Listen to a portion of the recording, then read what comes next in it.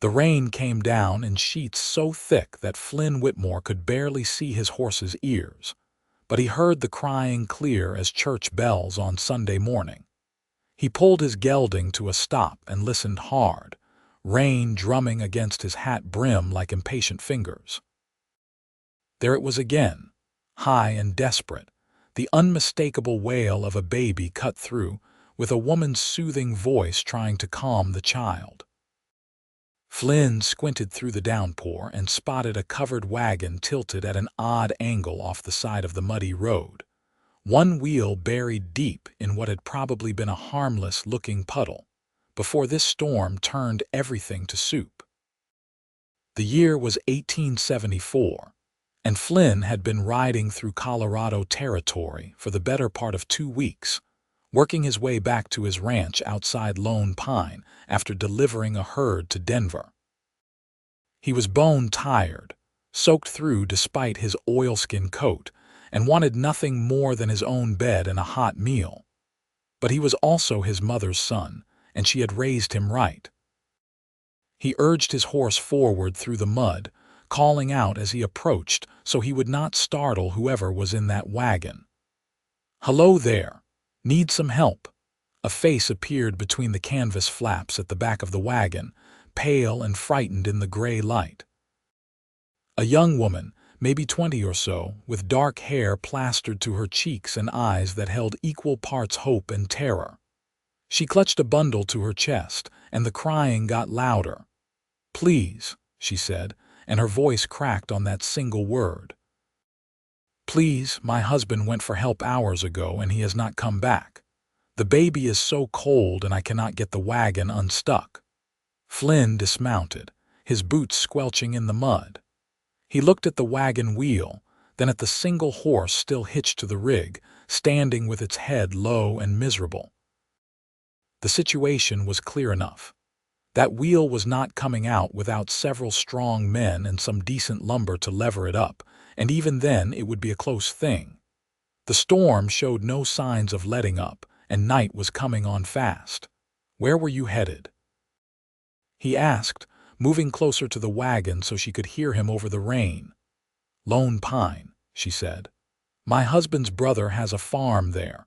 We were supposed to arrive yesterday, but we got lost, and then this storm came up so fast." Flynn made his decision in the space of a heartbeat. "Madam, I do not want to frighten you, but this storm is getting worse and I have not seen another soul on this road in miles. I have a ranch about an hour's ride from here, closer if we push it. You and the baby need to get warm and dry. You are both coming home with me." She stared at him like he had just offered her the moon, disbelief and desperate hope warring in her expression. "But my husband. Leave word on the wagon. If he comes back, he will follow. But that baby cannot spend the night out here in this cold, madam. Neither can you." He kept his voice firm but gentle, the way he would talk to a spooked horse.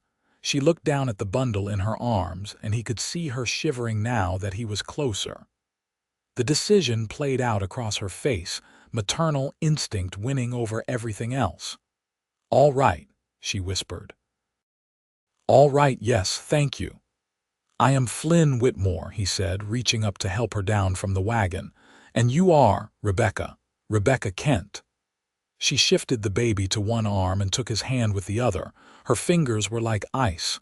"And this is Samuel. He is only 3 months old." Flynn helped her down, steadying her when she stumbled in the mud. The baby's crying had subsided to miserable whimpers. Rebecca tried to shield him from the rain with her shawl, but everything was already soaked through. "We need to move quick," Flynn said. He unhitched the horse from the wagon, a sturdy-looking mare that seemed relieved to be freed from her burden. "Can you ride?" "Yes, though not well," Rebecca admitted. "Good enough. You will take the mare. I will ride behind you on my horse, keep you steady." He helped her mount, showing her how to hold the reins with one hand while keeping the baby secure with the other. He grabbed what supplies he could quickly reach in the wagon, stuffing dried goods and a few pieces of clothing into his saddlebag. Then he scrawled a note on a piece of paper from his pocket, wrapped it in oilcloth, and tied it to the wagon where it would be visible. Gone to Whitmore Ranch, 1 hour west. Follow. He swung up onto his gelding and positioned himself beside Rebecca, reaching over to keep a steadying hand on her shoulder. Stay close to me. Follow my lead. We will take it slow and steady. They set off into the storm, and Flynn kept his word, never letting her get more than an arm's length away. The wind picked up as they rode, turning the rain horizontal, and he worried about Rebecca's strength giving out. But she clung to that baby like nothing in the world could make her let go, and she kept the mare moving forward through sheer determination. By the time his ranch came into view, full dark had fallen and the baby was crying again. Weak hungry sounds that tore at Flynn's heart. He could see lamplight in the windows of the main house, and he sent up a silent prayer of thanks that his housekeeper, Mrs. Chen, had stayed late. He helped Rebecca down from the mare, practically carrying her up the porch steps. The door flew open before he could reach it, and Mrs. Chen stood there in her apron, her weathered face shifting from surprise to action in an instant. "Get them inside," she said, already moving. "I will get the fire built up." The warmth of the house hit like a physical thing after hours in the cold rain. Flynn guided Rebecca to a chair by the fireplace while Mrs. Chen bustled around, stoking the fire and lighting more lamps. The baby's cries were getting weaker, which worried Flynn more than the loud wailing had. "We need to get them out of these wet clothes," Mrs. Chen said, all business. "Mr. Flynn, you go change. I will tend to the lady and the baby." Flynn nodded and headed for his room, stripping out of his soaked clothes and pulling on dry ones as fast as he could manage. When he returned to the main room, Rebecca was wrapped in one of his mother's old quilts, and Mrs. Chen was examining the baby with gentle, practiced hands. "The baby needs to eat," Mrs. Chen said quietly to Flynn. "And they both need to warm up slow. Too fast and it could be dangerous." "I have been trying to feed him," Rebecca said, her voice thick with exhaustion and tears. "But I think my milk is drying up from the stress and the cold. He has barely eaten in 2 days." Mrs. Chen clicked her tongue thoughtfully. "We have goat's milk. It is not ideal, but it will do. I will warm some." She disappeared into the kitchen.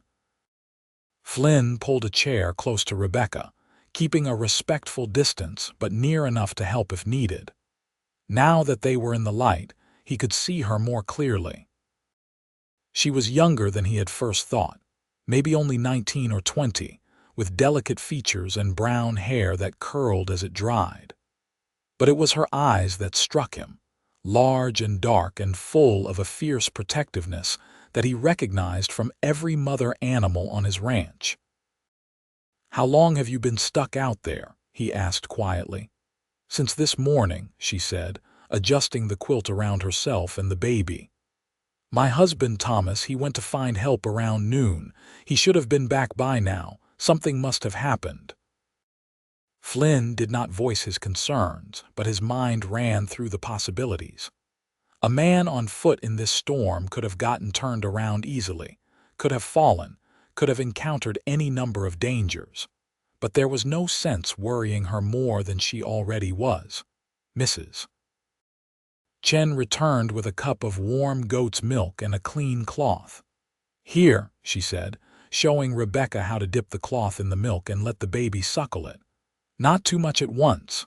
Little bits." Samuel latched onto the cloth with surprising strength, and relief flooded Rebecca's face. "Oh, thank God," she whispered. "Thank you both so much. I do not know what would have happened if you had not come along, Mr. Whitmore." "Flynn," he corrected gently.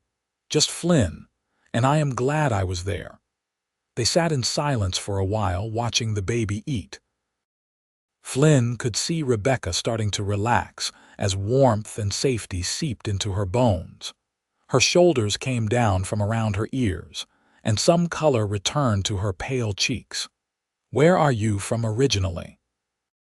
he asked, partly to keep her awake and alert, partly because he found himself genuinely curious. Pennsylvania, she said. Philadelphia. Thomas worked in a factory there, but his brother wrote that there were opportunities out here, land for farming. We decided to start fresh. She looked down at Samuel, stroking his damp hair. I thought it would be an adventure. The West can be that, Flynn agreed. Among other things, Mrs. Chen brought soup and bread, insisting that Rebecca eat while she held the baby. Flynn watched the older woman work with quiet efficiency, seeing the way she examined Rebecca when she thought no one was looking, checking for signs of fever or injury. His housekeeper had raised 6 children of her own before coming to work for him after her husband died, and she knew what she was doing. You should stay the night, Flynn said. Both of you.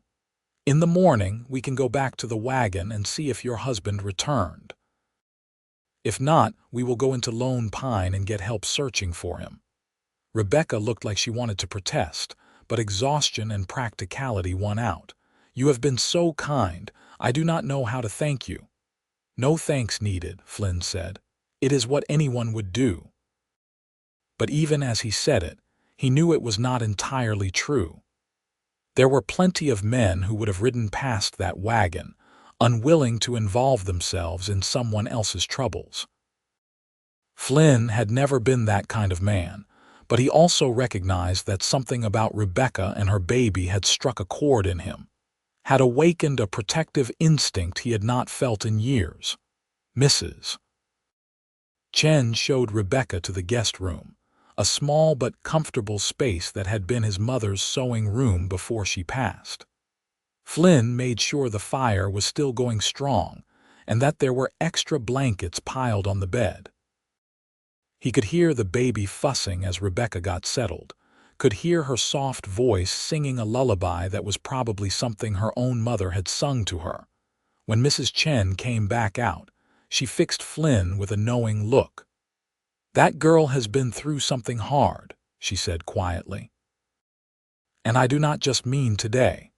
What do you mean? Bruises on her arms, old ones mostly faded, and she flinches when you move too quick. Mrs. Chen shook her head.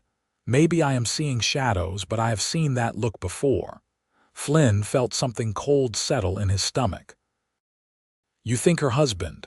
I do not know, but I think there is more to this story than bad weather and a stuck wagon wheel. Mrs. Chen gathered up her shawl. I should get home before the storm gets worse. Will you be all right here? We will be fine. Thank you for your help. After Mrs. Chen left, Flynn banked the fire and checked all the doors and windows, making sure the house was secure for the night. He paused outside the guest room door, listening. The baby had quieted, and he could hear nothing but the rain drumming on the roof.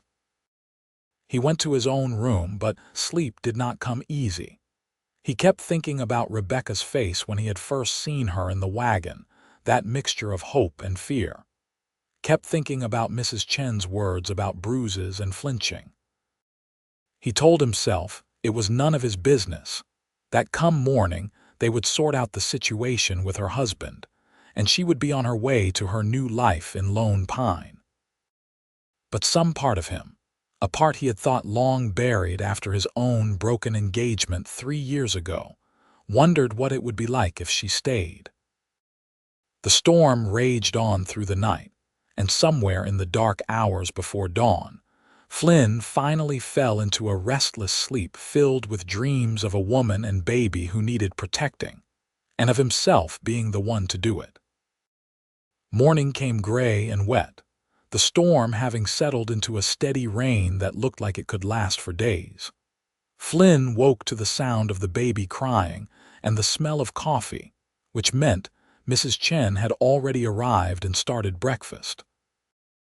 He dressed quickly and headed to the kitchen, where he found Rebecca sitting at the table with Samuel, looking more rested but no less worried. "Any sign of your husband?" Flynn asked, though he knew the answer. Rebecca shook her head. "I have been listening for hoofbeats, but nothing." Mrs. Chen set a plate of eggs and bacon in front of him, then another in front of Rebecca. "Eat," she commanded. "Both of you. Then we decide what to do."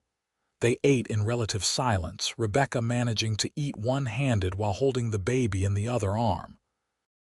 Samuel was alert this morning, his eyes bright as he looked around the unfamiliar room.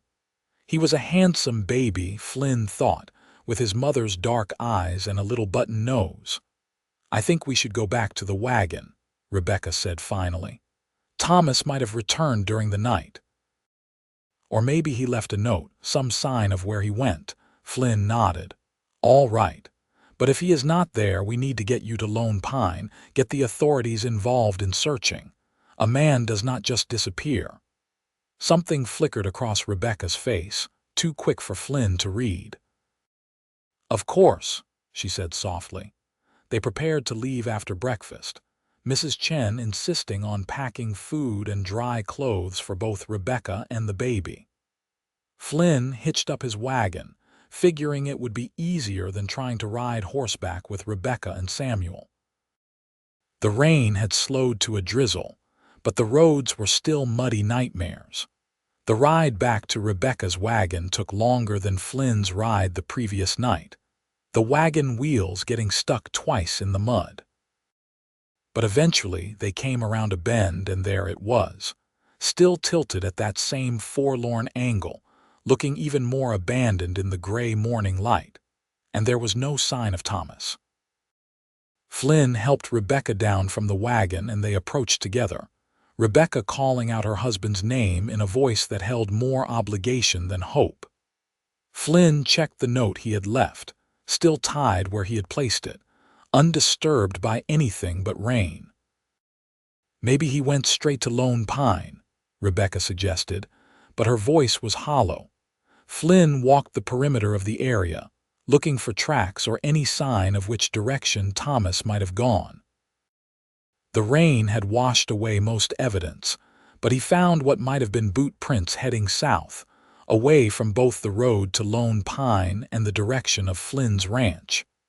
"Rebecca," he called, "did your husband have any reason to go south from here?"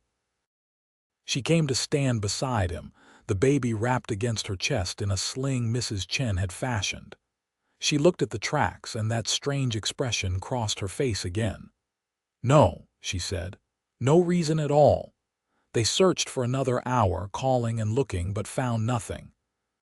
Finally, wet and discouraged, Flynn made the decision. "We are going to Lone Pine. We will talk to the sheriff, organize a proper search party." The ride to Lone Pine took most of the afternoon, the wagon struggling through the muddy roads. Rebecca grew quieter as they traveled, holding Samuel close and staring out at the passing landscape with distant eyes. Flynn wanted to ask her what she was thinking, wanted to understand the strange undercurrent he sensed in her silence, but he held his tongue. Lone Pine was a modest town, a collection of wooden buildings clustered around a main street that turned to a river of mud in weather like this. Flynn drove the wagon straight to the sheriff's office, a small building with bars on the windows and a sagging porch. Sheriff Tom Brennan was a solid man in his 50s, gray-haired and sharp-eyed. He listened to Flynn's story with growing interest, his gaze flicking between Flynn and Rebecca. "And you say he left on foot yesterday around noon?" the sheriff asked Rebecca. "Yes, sir," she said quietly. "He went to find help for the wagon. Seems odd he would not come back or send someone if he found help," the sheriff mused. He pulled out a piece of paper and a pencil. "What does your husband look like, Mrs. Kent?" Rebecca described him, tall, blonde hair, blue eyes, wearing a brown coat and hat. The sheriff wrote it all down, asking detailed questions about where exactly the wagon had been stuck, what direction Thomas had headed. "I will get some men together and we will ride out at first light," the sheriff said finally. "Storm should break by then. In the meantime, Mrs. Kent, do you have somewhere to stay in town? You mentioned your husband's brother." "I do not know where his farm is exactly," Rebecca admitted. "We were supposed to meet in town." "What is the brother's name, Michael Kent?" The sheriff's expression changed, something shuddering in his eyes. "Michael Kent," he repeated slowly. "Madam, I am afraid I have some difficult news. Michael Kent died about 2 months ago. Fever took him and his wife both." The color drained from Rebecca's face. Flynn reached out instinctively to steady her, his hand on her elbow. "Are you sure?" she whispered. "Quite sure, madam. I am sorry." The sheriff looked genuinely sympathetic. "Did your husband not know?" "We left Philadelphia 4 months ago," Rebecca said, her voice barely audible. "We have been traveling. There would have been no way for word to reach us." Flynn felt the implications sinking in. Rebecca had no family here, no husband to be found, and a 3-month-old baby to care for. She was stranded in a town where she knew no one, with no resources and no plan. "She can stay at my ranch," Flynn heard himself say, "until we find her husband and sort out what to do next." The sheriff looked at Flynn with raised eyebrows. "That is generous of you, Flynn." "It is the right thing to do." Flynn kept his voice firm, brooking no argument. Rebecca turned to look at him, tears bright in her eyes. "I cannot ask you to do that. You have already done so much. You are not asking. I am offering." He met her gaze steadily. "You and Samuel need a place to stay, and I have the room. It is settled." The ride back to the ranch was quiet, both of them lost in their own thoughts. The rain had finally stopped, and patches of blue were beginning to show through the clouds. Samuel slept peacefully in his mother's arms, unaware of the complicated situation swirling around him. "Why are you being so kind to me?" Rebecca asked suddenly. "You do not know me. I could be anyone." Flynn considered his answer carefully. "When I was 10 years old, my father found a family stranded on the road in a snowstorm. He brought them home, gave them shelter and food. One of those people was Mrs. Chen, though she was married to someone else then. Her husband got work on a nearby ranch, and they became like family to us. My father always said that kindness returned itself tenfold if you let it." He glanced at her.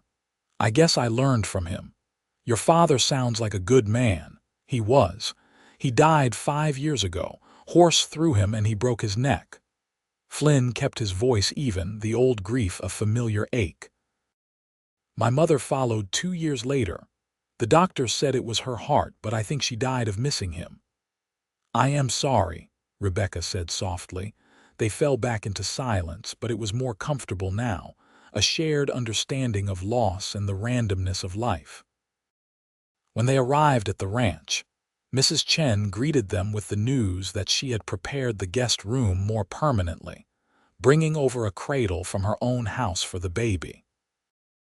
That night after supper, Flynn sat on the porch with a cup of coffee, watching the stars come out between the scattered clouds. He heard the door open and Rebecca stepped out, a shawl wrapped around her shoulders against the evening chill. "Is Samuel asleep?" he asked, finally. "I think he wore himself out crying earlier." She came to stand near the porch railing, keeping a respectful distance between them. "I wanted to thank you again. I know I keep saying it, but I mean it. You did not have to help me, and you certainly did not have to open your home to us. Like I said, it is the right thing to do." She was quiet for a moment then. "Can I tell you something? Something I have not told anyone." Flynn's instincts prickled. "Of course. I am not sure I want Thomas to be found." The words hung in the air between them, heavy with implication. Flynn said nothing, waiting for her to continue. "He was not a good man," she said finally, her voice barely above a whisper. "I know I should not speak ill of my husband, especially when he might be hurt or worse somewhere out there, but the truth is he hit me. Not often, but often enough. It got worse after Samuel was born. He said the baby's crying drove him mad, that I was not taking proper care of him." Flynn felt anger rising in his chest, hot and fierce. Mrs. Chen had been right. "The day we got stuck," Rebecca continued, "we had been arguing. He wanted to leave Samuel at an orphanage in Denver, said we could not afford to feed another mouth. I refused. That is why he was so eager to get out of the wagon, I think. He was angry and wanted to get away from me. She turned to look at Flynn, tears streaming down her face.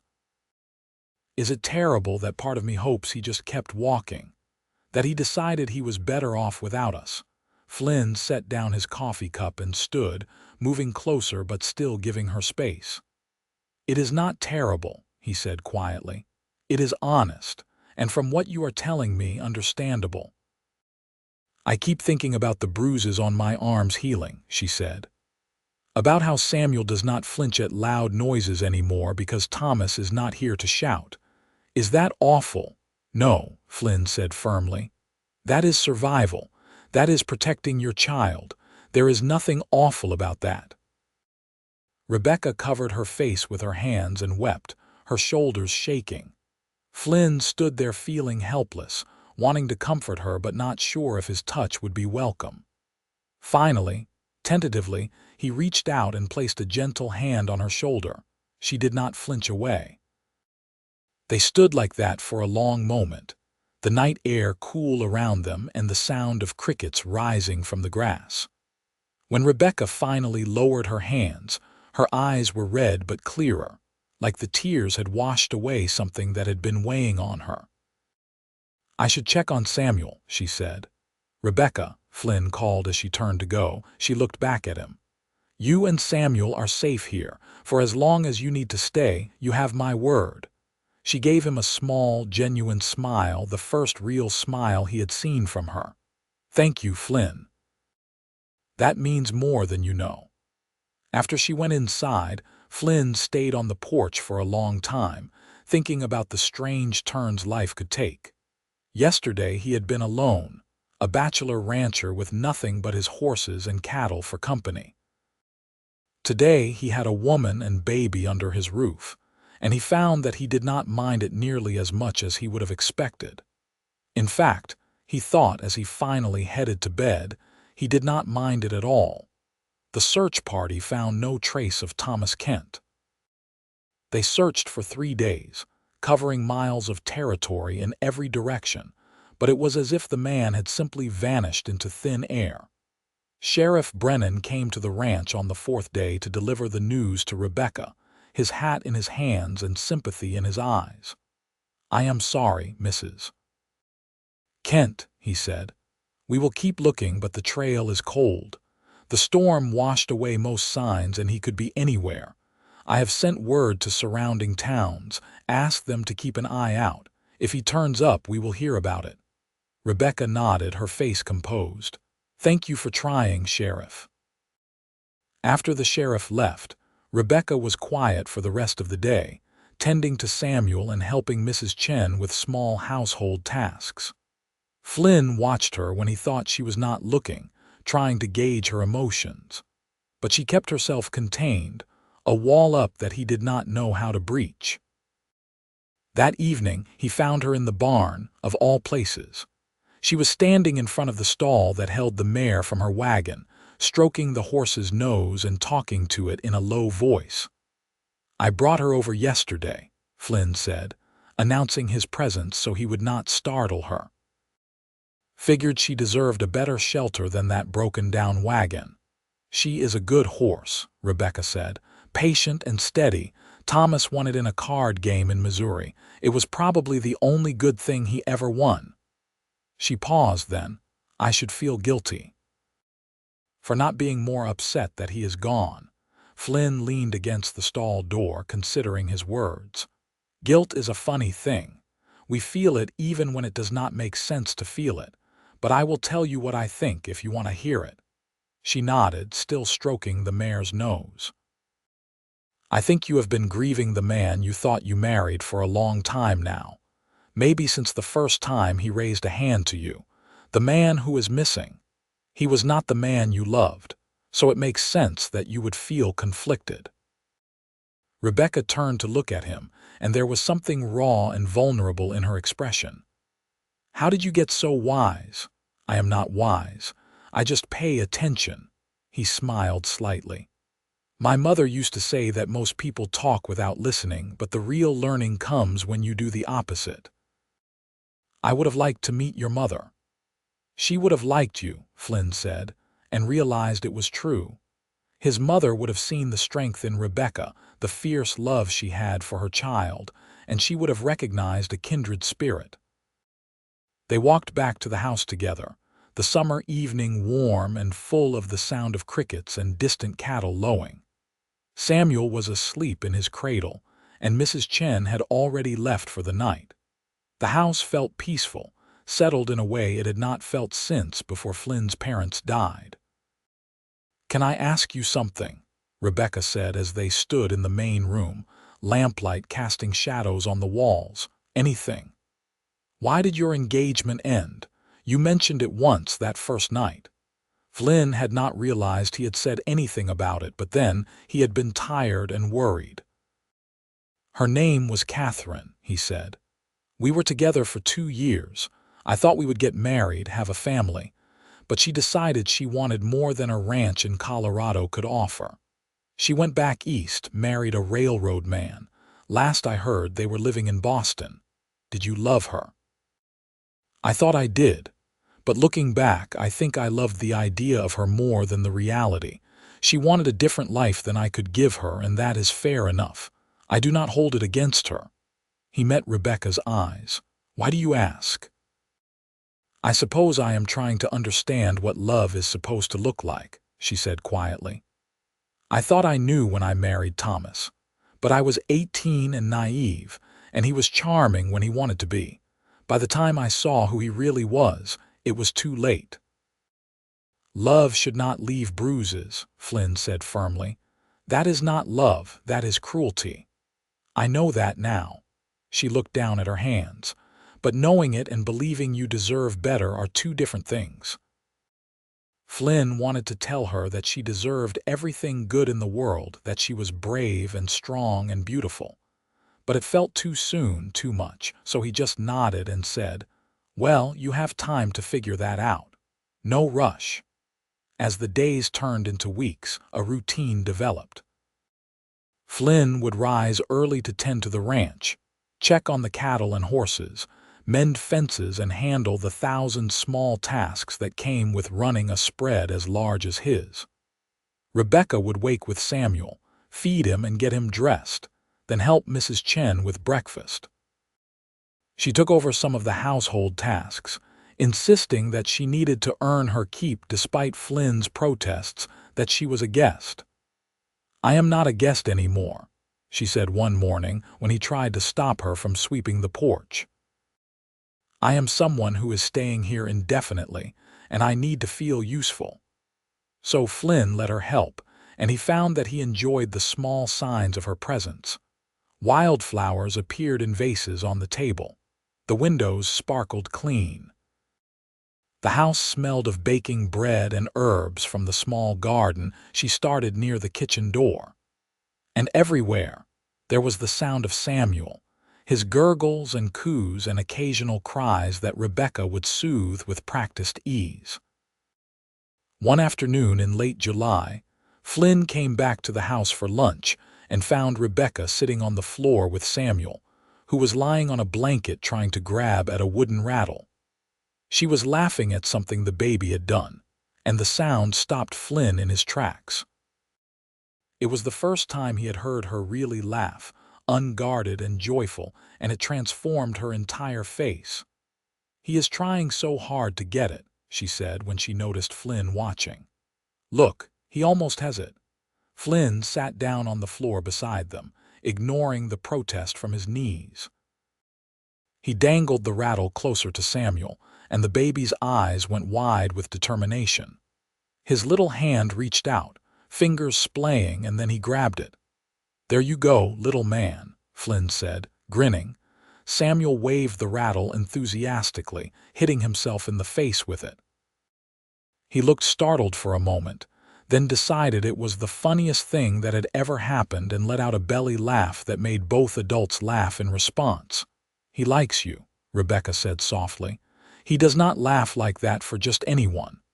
"He is a good baby," Flynn said. He meant it.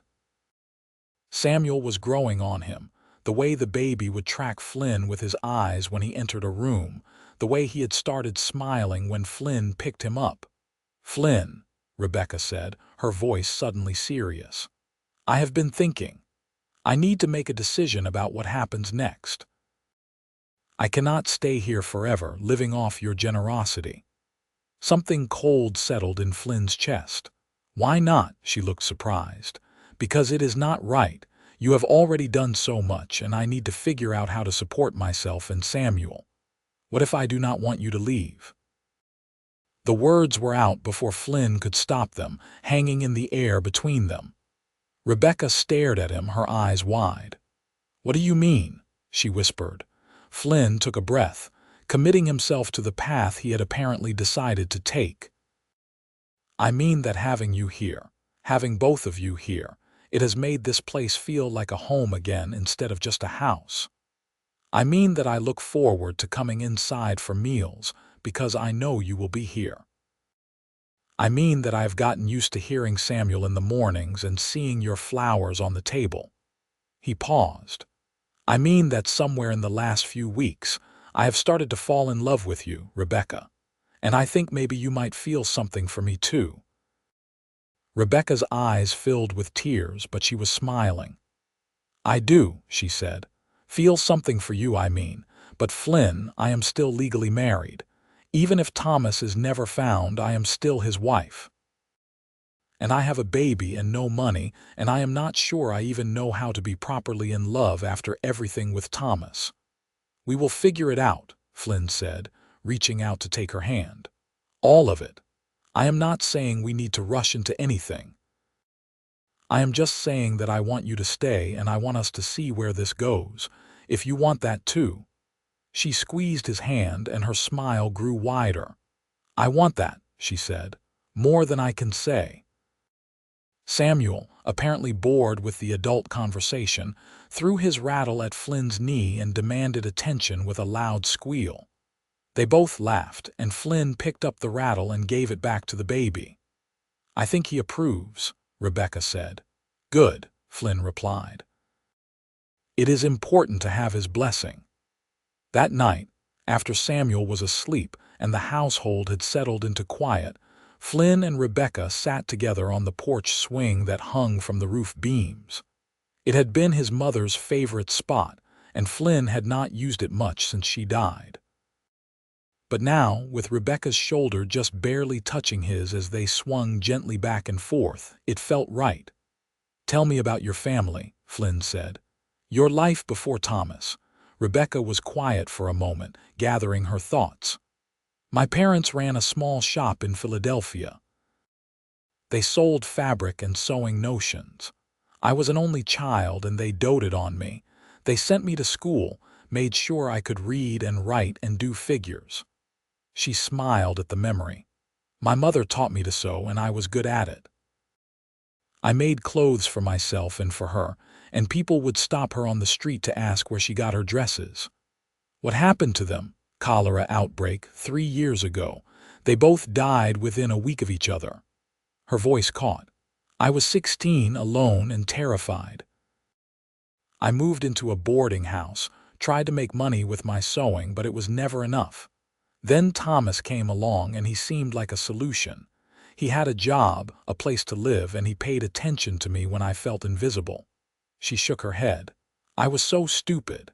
"You were not stupid. You were young and scared and doing the best you could." Flynn hesitated, then put his arm around her shoulders.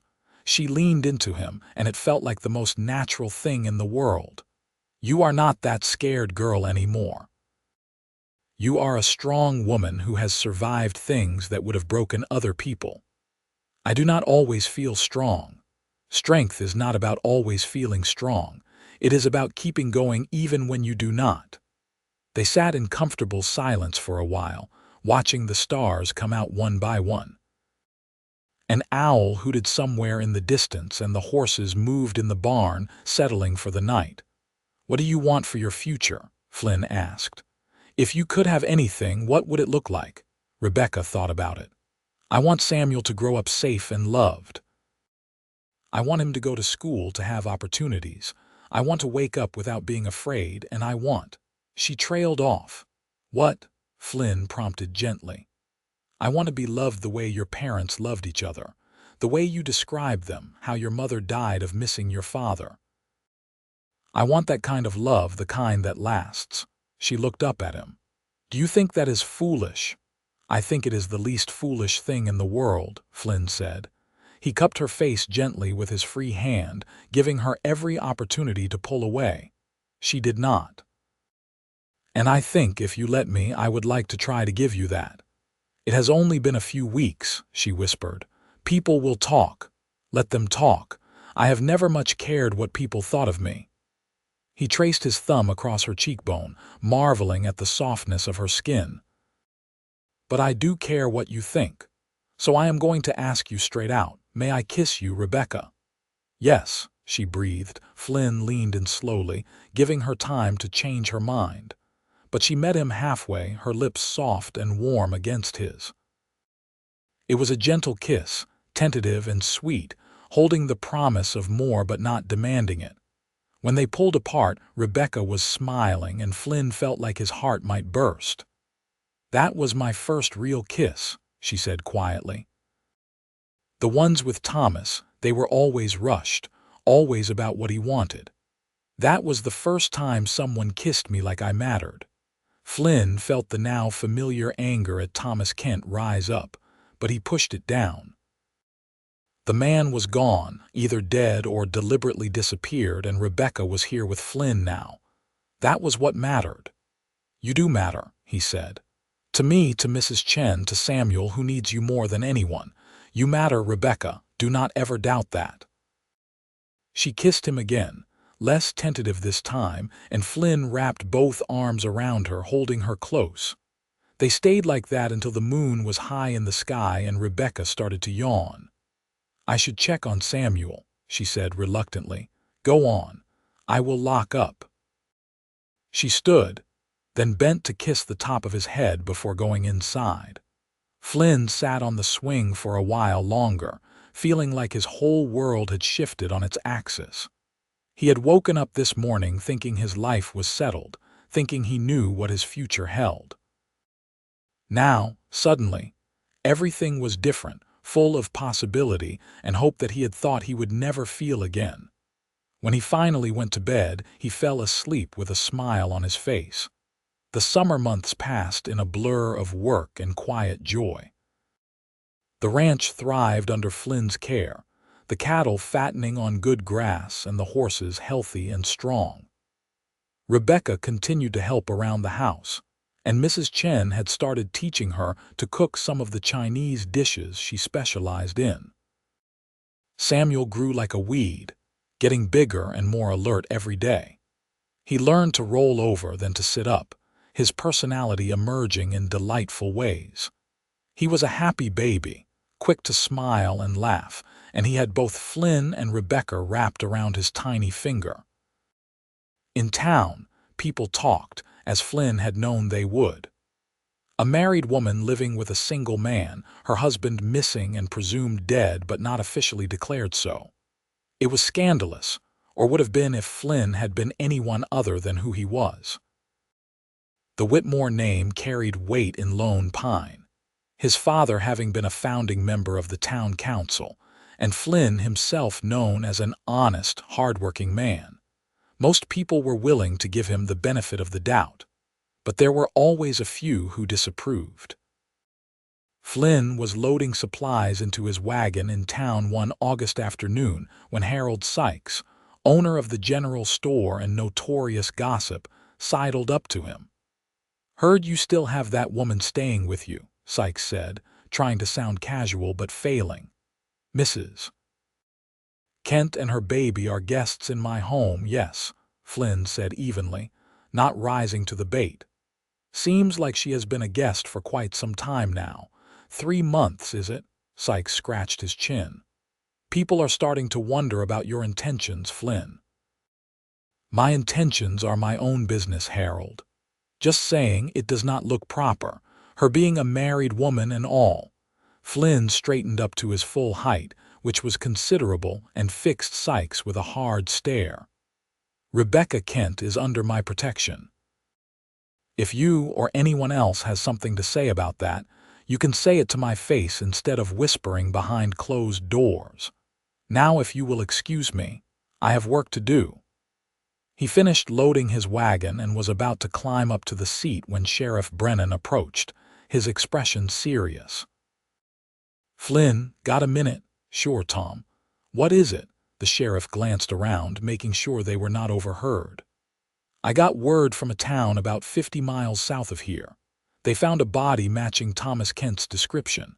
Been dead for a while, they say, probably since that storm back in May. Looks like he fell into a ravine, broke his neck." Flynn felt a complicated mix of emotions. Relief, certainly, for Rebecca's sake, but also a grim satisfaction that at least now she would have answers. "You are sure it is him?"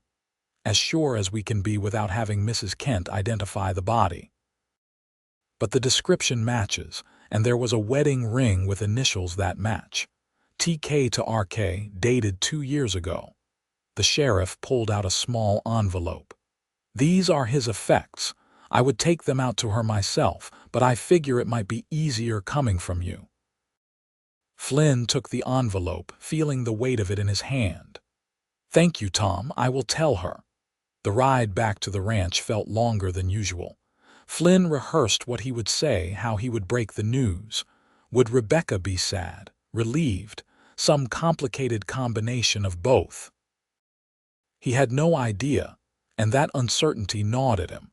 When he arrived home, he found Rebecca in the garden, Samuel lying on a blanket in the shade while she weeded around the tomato plants.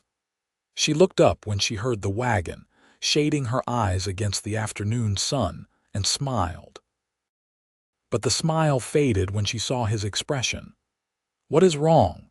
she asked, standing and brushing dirt from her skirt. "We should talk inside," Flynn said quietly. Mrs. Chen was there, and she took one look at their faces and scooped up Samuel. "I will keep the little one busy," she said, disappearing into another room. Flynn and Rebecca sat at the kitchen table, and he handed her the envelope. "Sheriff Brennan stopped me in town. They found Thomas. He died in the storm, fell into a ravine not far from where you were stranded." Rebecca stared at the envelope, not opening it. "He is really dead. Yes, I am sorry." She was quiet for a long moment, turning the envelope over in her hands. Then she looked up at Flynn, and her eyes were dry. "I should feel something," she said. "Grief or sadness or something. But all I feel is relief and a little bit of guilt for feeling relieved." "That is all right," Flynn said. "There is no right way to feel about this. I was his wife. I should mourn him. You mourned the man you thought he was a long time ago.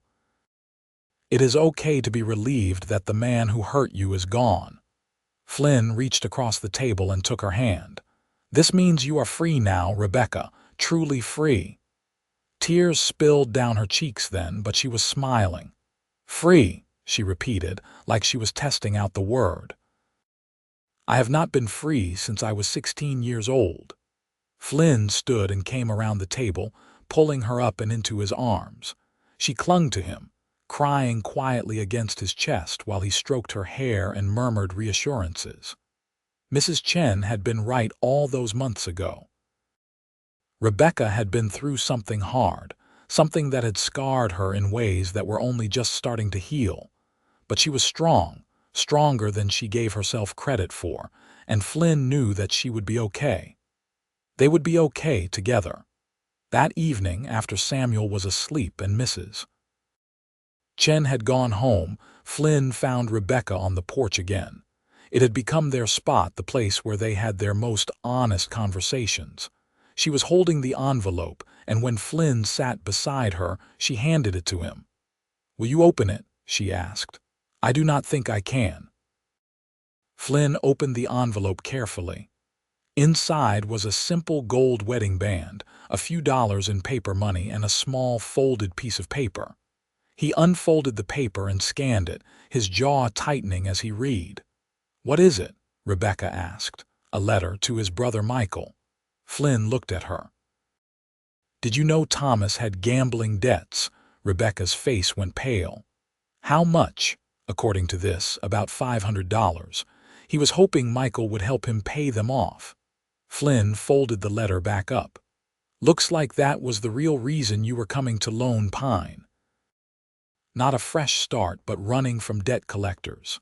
He never told me, Rebecca whispered. I thought we were starting over, building something new, but he was just running away. It does not matter now, Flynn said firmly. His debts died with him. You do not owe anyone anything. Are you sure? I am sure. Debts are not inherited by widows, especially when the widow had no knowledge of them. He put the items back in the envelope and set it aside. You are free and clear, Rebecca. You can start fresh, really fresh this time. She was quiet for a moment then. Flynn, there is something I need to tell you, something I should have said before now. What is it? I think I am falling in love with you too. Not think, actually, I know I am. She turned to face him fully. These last few months have been the happiest of my life, even with all the uncertainty. You make me feel safe and valued and seen. When I imagine my future now, you are in it. You and Samuel and this ranch and maybe, someday, more children. She blushed. If that is something you would want. Flynn felt his heart swell. That is exactly what I want, all of it. Even though I come with complications. A baby that is not yours, a dead husband, probably gossip that will follow us for a while, especially because of all that. You are not just some easy choice, Rebecca. You are the right choice, the best choice I could ever make. He cupped her face in his hands. I love you. I love Samuel. And I want to marry you when enough time has passed that it is decent. I want to give you my name and my protection and everything I have. Yes, she said, and then she was kissing him, pouring everything she felt into it.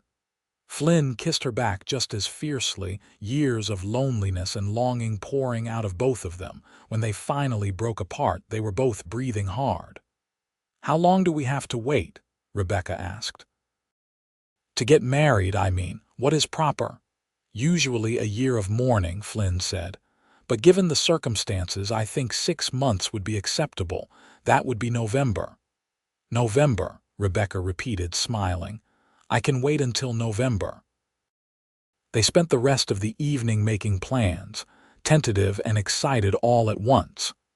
They would marry in the small church in Lone Pine, just a simple ceremony with a few friends.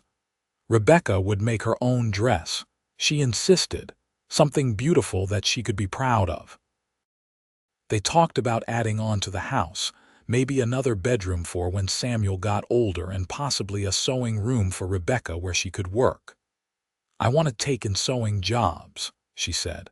Not because I need to, but because I enjoy it. It would give me something of my own, you know.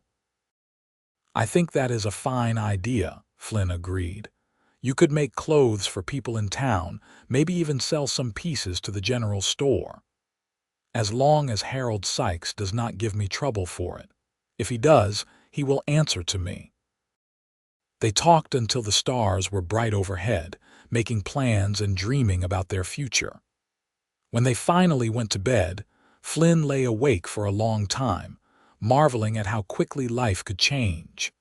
6 months ago, he had been alone, convinced that love was not in the cards for him. Now he had Rebecca and Samuel, and a future so bright it almost hurt to look at. The next 6 months passed faster than Flynn would have thought possible.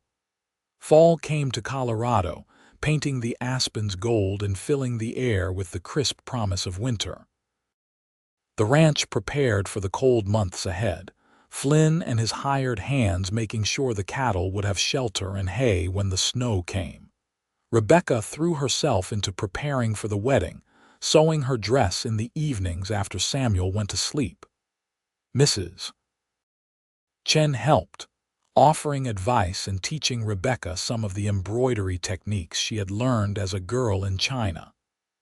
The dress came together slowly, cream-colored silk that Rebecca had ordered special from Denver, with delicate flowers embroidered along the sleeves and hem. Samuel continued to grow, learning new things every day. He started crawling in September, much to everyone's delight and occasional dismay when he got into things he should not. He had started calling Flynn something that sounded suspiciously like Papa, and the first time he did it clearly, Flynn had to excuse himself and go outside to compose himself.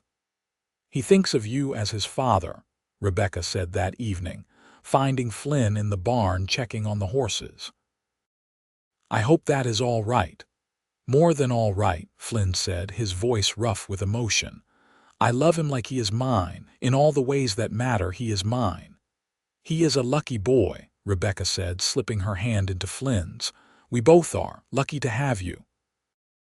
In October, a letter arrived from Philadelphia, forwarded through several addresses before finally reaching Rebecca.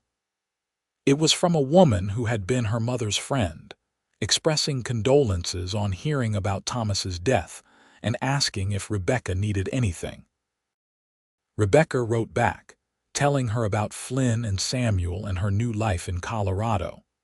She sent the letter off with a sense of closure, feeling like she was officially leaving her old life behind. The week before the wedding, unseasonably warm for November, Flynn and Rebecca took Samuel on a picnic to the spot where Flynn had first found her and the wagon. The wagon itself had long since been salvaged for parts, but Flynn had recovered the wheel and brought it back to the ranch, thinking Rebecca might want it as a reminder of how far she had come. "I cannot believe it has only been 6 months," Rebecca said, watching Samuel play with some fallen leaves. "It feels like I have known you forever." "In some ways, maybe you have," Flynn said. "Maybe we were always meant to find each other, and it just took a storm and a stuck wagon to make it happen." "Do you really believe that? In fate?" Flynn considered it. "I believe that life gives us moments, and it is up to us what we do with them. I could have ridden past your wagon that day.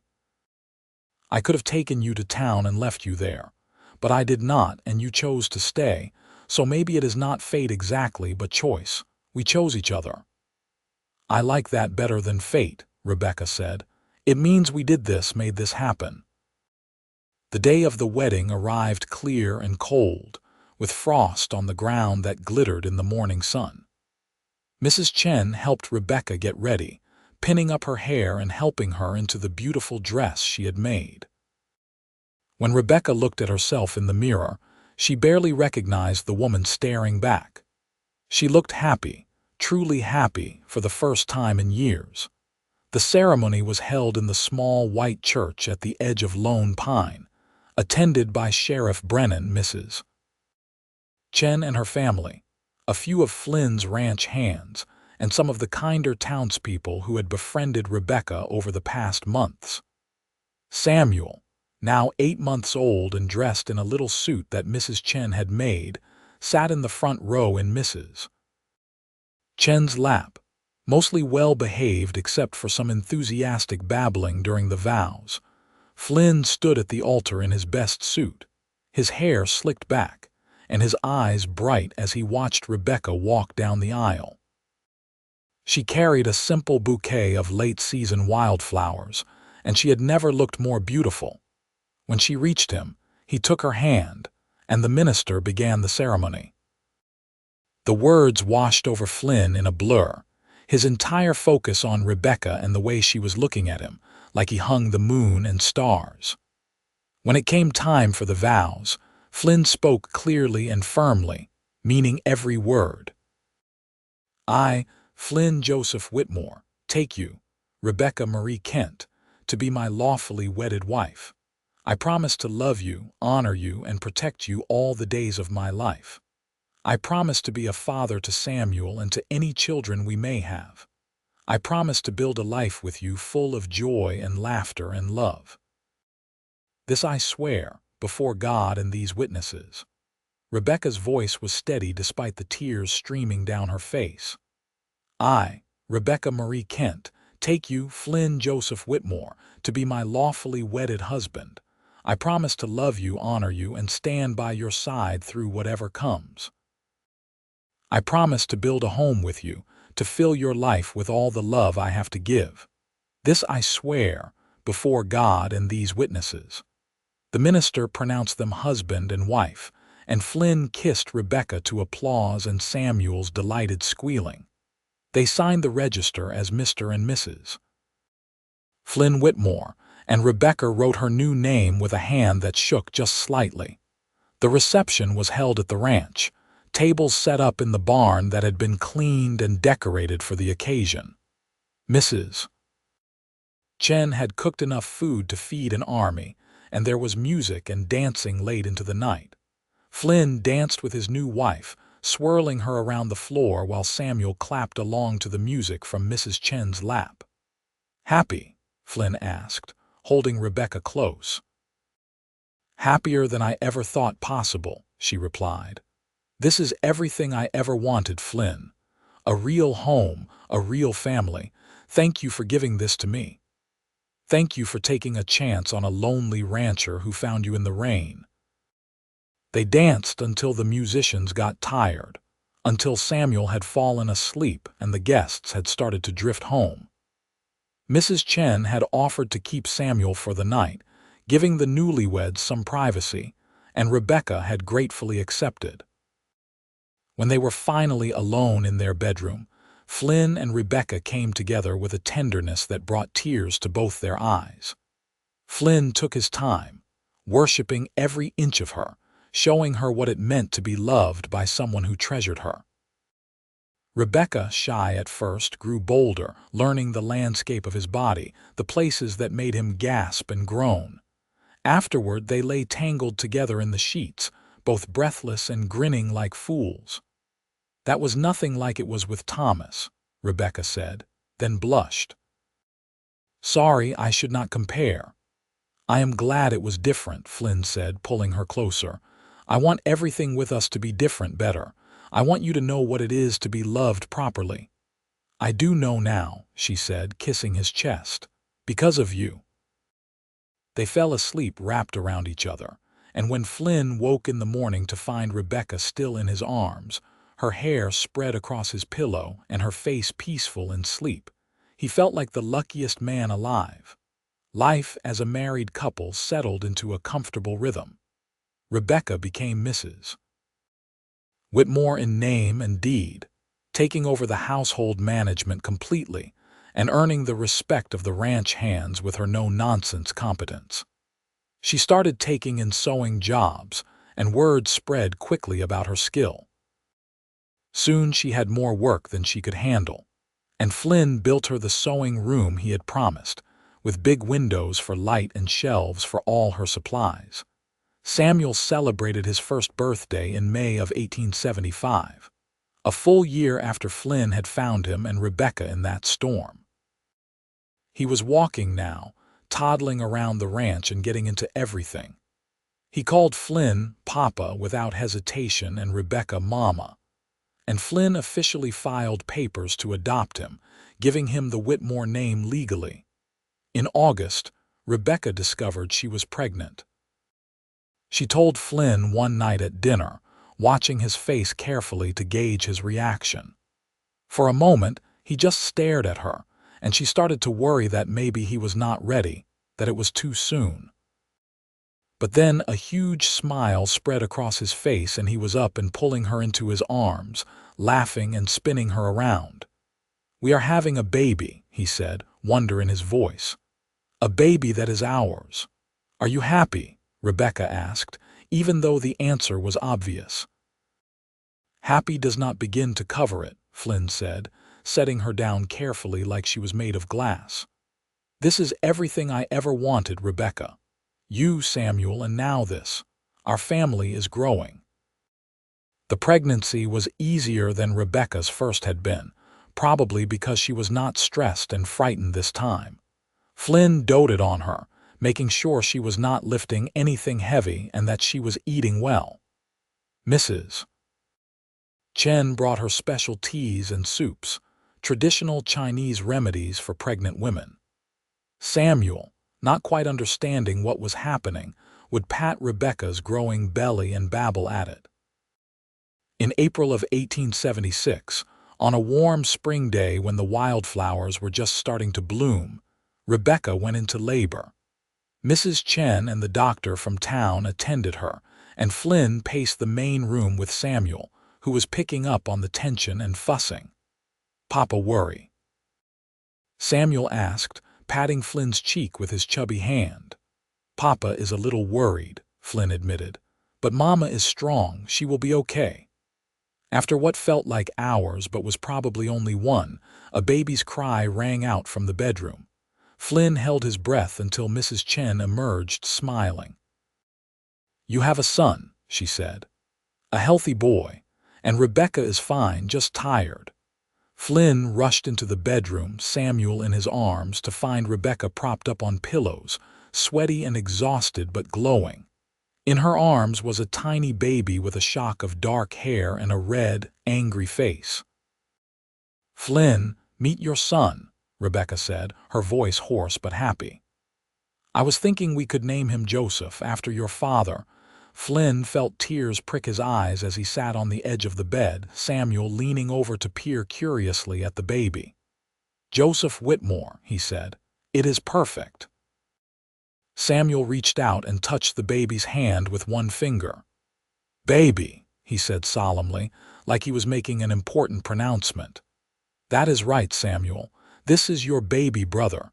You are going to help Mama and Papa take care of him, right?" Samuel nodded seriously, and Flynn and Rebecca both laughed. Their family was complete, or at least complete for now. 2 sons, a thriving ranch, and more love than Flynn had ever thought possible. The years that followed were full and happy. Joseph grew from a baby to a toddler to a little boy who followed his older brother everywhere. Samuel, for his part, took his role as big brother seriously, always making sure Joseph was included in his games and adventures. The boys looked similar enough that most people assumed they were both Flynn's biological children, and Flynn never corrected them. As far as he was concerned, they both were his in every way that mattered. Rebecca's sewing business continued to flourish, and she became known throughout the county for her beautiful work. She took on a few apprentices, local girls who wanted to learn the trade, and she found that she enjoyed teaching as much as she enjoyed the sewing itself. Flynn's ranch grew as well, his herd increasing and his reputation as a fair, hard-working rancher spreading. He hired more hands, built more outbuildings, and even started breeding horses, discovering a talent for it. Life was good, better than he had ever imagined it could be. In the summer of 1879, Rebecca announced she was pregnant again. Flynn was overjoyed, though a little worried because she was 30 now and pregnancies could be more difficult. But Rebecca assured him she felt fine, better than fine, and he tried not to fuss too much. This pregnancy was different from the first 2 in one significant way: twins. The doctor confirmed it halfway through, and Rebecca and Flynn looked at each other in shock. "Twins," Rebecca repeated faintly. "How are we going to manage twins?" "The same way we have managed everything else," Flynn said, though privately he was a little panicked. "Together." In February of 1880, Rebecca gave birth to twin girls, arriving early on a snowy morning that reminded Flynn of the day he had found her. The girls were tiny but healthy, with their mother's dark hair and their father's strong features. They named them Eleanor, after Rebecca's mother, and Caroline, after Flynn's mother. With 2 infants and 2 boys who were not quite old enough to be much help, the household became gloriously chaotic. Flynn hired more help for Rebecca, bringing in a local woman to assist with the babies and the housework. Samuel, now 6 years old, took his role as oldest sibling very seriously. And Joseph, not to be outdone, tried to help as well with mixed results. The ranch house that had once felt empty and echoing was now full of noise and laughter and the sound of running feet. Flynn would come in from work to find toys scattered everywhere, Rebecca nursing one twin while Mrs. Chen held the other, and the boys playing some elaborate game that involved most of the furniture. And he loved every minute of it. One evening, after all four children were finally asleep and the house was quiet, Flynn and Rebecca sat on their porch swing, the place where they had first kissed all those years ago. "Did you ever imagine your life would turn out like this?" Rebecca asked, leaning her head on his shoulder. "Never," Flynn admitted. "I thought I was going to grow old alone, just me and this ranch. But then a storm came and you were in it and everything changed." "Best storm of my life," Rebecca said, smiling. "Mine too." They sat in comfortable silence, watching the stars come out. After a while, Rebecca spoke again. "Do you ever wonder what would have happened if things had been different? If Thomas had not died, or if he had come back for Samuel and me?" Flynn considered it. "Sometimes," he admitted. "But then I realize there is no point in wondering about what-ifs. This is what happened, this is the life we have, and I would not change a single thing. Not even the chaos of 4 children under 7, especially not that," Flynn said, kissing the top of her head. "Though maybe we should stop at 4, the house is only so big." Rebecca laughed. "Agreed. 4 is perfect." As the years continued to pass, the Whitmore family became a fixture in Lone Pine and the surrounding area. The children grew, each developing their own distinct personalities. Samuel was serious and thoughtful, drawn to books and learning. Joseph was adventurous and bold, always getting into scrapes that his older brother had to help him out of. Eleanor was fierce and determined, refusing to be left behind just because she was a girl. And Caroline was sweet and gentle, the peacemaker who could soothe any disagreement. Flynn and Rebecca watched their children grow with pride and wonder. They expanded the ranch house several times, adding on bedrooms and even a proper schoolroom where Rebecca taught the children their letters and numbers before they were old enough for the school in town. In 1885, Samuel turned 11 and announced he wanted to be a lawyer. Flynn was surprised but supportive, making arrangements to send the boy to a better school in Denver when he was a bit older. Joseph declared he wanted to be a rancher like his father, and he threw himself into learning everything Flynn could teach him about running the spread. The twins, now 5, were inseparable despite their different personalities. Eleanor insisted on learning to ride at the same time as the boys, refusing to be coddled because she was a girl. Caroline preferred to stay close to home, helping Rebecca with the sewing and the household tasks. It was a full, rich life, and Flynn marveled at it regularly. The scared woman he had found in that storm had blossomed into a confident, capable partner who ran their household with warmth and efficiency. The tiny baby who had been crying in the rain was now a young man with big dreams and the determination to achieve them.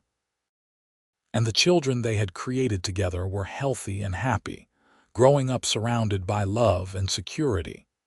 In the spring of 1890, on the 16th anniversary of the day Flynn found Rebecca in the storm, they took a family trip to the spot where her wagon had been stuck. It was a tradition they had started a few years earlier, a way to remember how far they had come. The children, now ranging from 16-year-old Samuel to 10-year-old twins, explored the area while Flynn and Rebecca stood together, his arm around her shoulders. 16 years, Rebecca marveled. "It feels like yesterday and like forever ago all at once." "I know what you mean," Flynn said. "So much has changed, but some things stay the same. I still love you more every day, still thank God for that storm." "Papa, was this really where you found Mama and me?" Samuel called, having wandered back over. "Right here," Flynn confirmed. The wagon was tilted in the mud and I heard your crying through the rain. And you said we were both coming home with you, Rebecca added, smiling at the memory. Best decision I ever made, Flynn said. Joseph came running up, breathless and excited. Papa, there are wild horses over that ridge. Can we go see them? Eleanor and Caroline were right behind him, equally excited. Flynn looked at Rebecca, who nodded, and they all trooped off to see the horses, the children chattering excitedly. As they walked, Flynn reached over and took Rebecca's hand, lacing their fingers together. She squeezed back and they shared a smile that held 16 years of love, trust, and partnership.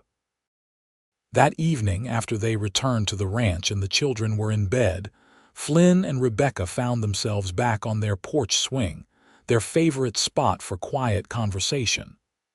You have any regrets? Flynn asked, a question he had never asked before. Rebecca thought about it seriously. Only one, she said finally. I regret that I did not meet you sooner, that I had to go through so much pain before I found you. But then I think about how that pain shaped me, made me strong enough to appreciate what we have. So maybe I do not regret it after all. I regret that you had to go through that pain, Flynn said firmly. You deserved better from the start. But if things had been different, I would not have Samuel, and you and I might never have met. So I choose to believe that everything happened exactly as it was meant to, leading me to you and to this life. She turned to face him fully.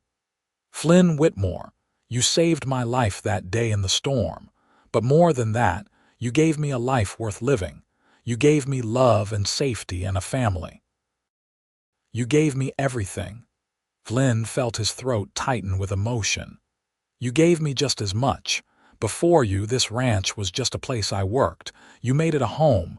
You made me whole again. They kissed, sweet and deep, a kiss that held 16 years of marriage and still felt as exciting as the first one. Promise me something, Rebecca said when they broke apart. Anything. Promise me we will grow old together, right here on this ranch, surrounded by our children and eventually grandchildren. Promise me we will sit on this swing when we are 80 and still hold hands. I promise, Flynn said solemnly. As long as I am breathing, I will be by your side. The years continued to roll forward, each one bringing new joys and challenges. Samuel went off to school in Denver, writing home frequently with stories of his studies and his dreams. Joseph took over more and more of the ranch work, proving to be a natural horseman and a shrewd businessman. Eleanor surprised everyone by announcing she wanted to be a doctor, and though it was unconventional for a woman, Flynn and Rebecca supported her dream. Caroline became an accomplished seamstress like her mother, her delicate embroidery work sought after throughout the territory. Flynn and Rebecca grew older together, their hair going gray, lines forming around their eyes from years of laughter and sunshine. But their love never dimmed. If anything, it grew deeper, richer, seasoned by years of partnership and shared experiences.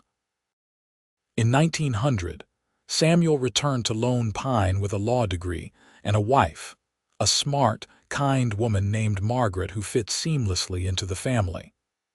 They built a house in town, and Samuel opened a law practice that quickly became successful. Joseph married a rancher's daughter from a neighboring spread, and they built a house on the southern edge of Flynn's property, close enough to help with the ranch but far enough to have their own space. Eleanor went east for medical school, one of only a handful of women in her class. She faced prejudice and discrimination, but her fierce Whitmore determination saw her through. She graduated at the top of her class and came back to Lone Pine to practice, becoming the first female doctor in the county. Caroline married a teacher who had come to Lone Pine from Boston, and they opened a school together, teaching not just reading and writing but also art and music. She continued her sewing on the side, creating beautiful quilts that became family treasures.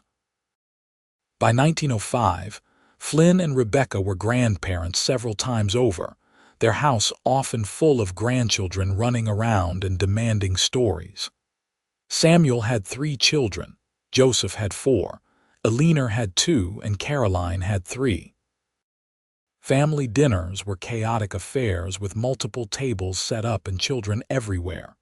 Flynn, now in his 60s, had officially retired from the hardest ranch work, leaving the day-to-day operations to Joseph while he oversaw things and offered advice. Rebecca, her hands not quite as steady as they once were, had stopped taking in sewing jobs but still made clothes for her grandchildren. On a warm summer evening in 1906, exactly 32 years after Flynn found Rebecca in that storm, they sat on their porch swing, watching the sun set over the mountains. Their children were all there, along with most of the grandchildren, the property alive with the sound of family. 32 years, Rebecca said softly. Can you believe it? Some days no, Flynn admitted. Some days I still feel like that young cowboy who found a woman and baby in the rain and did not know that he was finding his whole future. You knew, Rebecca said, smiling. You said we were both coming home with you like it was already decided. Maybe it was, Flynn said. Maybe I took one look at you and knew, even if I did not understand it yet. Samuel approached the porch, his oldest son in tow. Papa, Rebecca's trying to climb the big oak tree and Mama says it's too dangerous but she won't listen. Can you talk to her? Flynn and Rebecca both laughed. Which Rebecca? Flynn asked, because they now had 3 in the family, their granddaughter having been named after her grandmother. Little Rebecca. She is 6 and thinks she is invincible. Wonder where she gets that from, Flynn said, looking at his wife. Eleanor had been exactly the same at that age. They got up from the swing, ready to intervene in the latest family drama, when Rebecca stopped suddenly and grabbed Flynn's arm. He looked at her in concern, but she was smiling, a tear rolling down her cheek. What is it? He asked softly. This, she said, gesturing to the chaos around them, the children playing, their own children managing their broods, the ranch thriving, the mountains beautiful in the fading light. This is everything I dreamed of when I was a scared girl with a baby, stuck in a storm with no hope. This is the happily ever after I never thought I would get, and it is more beautiful than I ever imagined. Flynn pulled her close, kissing her temple. We built this together, he said. Every bit of it together. They stood there for a moment, wrapped in each other's arms before heading down to deal with the tree-climbing granddaughter. As they walked, Flynn looked back at the porch swing, that spot where they had first kissed, where they had made so many decisions and shared so many dreams. 32 years ago, he had been riding through a storm, tired and ready to be home. He had heard a baby crying and made a choice that changed his entire life. He had looked at a frightened young woman and said 5 words that became the foundation of everything. You're both coming home with me. Those words had been a promise then, and he had kept that promise every day since. He had given Rebecca and Samuel a home, but they had given him so much more. They had given him purpose, love, and a family that was the greatest achievement of his life. As the sun set on another day at the Whitmore ranch, Flynn Whitmore looked at his wife, his children, his grandchildren, and felt a contentment so complete it was almost overwhelming. This was what life was meant to be, he thought. Not just the big moments, but all the small ones in between. Not just the dramatic rescues and grand gestures, but the everyday choosing to love and be loved. He had found a woman and baby in a storm all those years ago, and in saving them, he had saved himself. Rebecca had shown him what real love looked like, patient and kind and fierce all at once. Together they had built a life that was full and rich and exactly right. And as the stars began to come out, same as they had on that first night, Flynn knew that he would do it all again in a heartbeat. Every single moment, every challenge and joy, every sunrise and sunset on this ranch with this woman by his side. The storm had passed long ago, but the love it brought had lasted a lifetime, and would last many lifetimes more through the children and grandchildren they had raised. It was a legacy of love, built on a foundation of one cowboy's decision to help a stranger and that stranger's courage to accept help and eventually to love again. As they gathered everyone for dinner, Flynn caught Rebecca's eye across the crowded yard and smiled. She smiled back, and in that smile was everything. 32 years of partnership, of building a life together, of loving each other through joy and sorrow. "I love you," he mouthed. "I love you too," she mouthed back. And surrounded by the family they had built, the legacy they had created, Flynn and Rebecca Whitmore sat down to dinner, ready for whatever years remained to them, knowing that whatever came, they would face it together, just as they always had. The story that had started with a storm and a rescue had become a love story for the ages.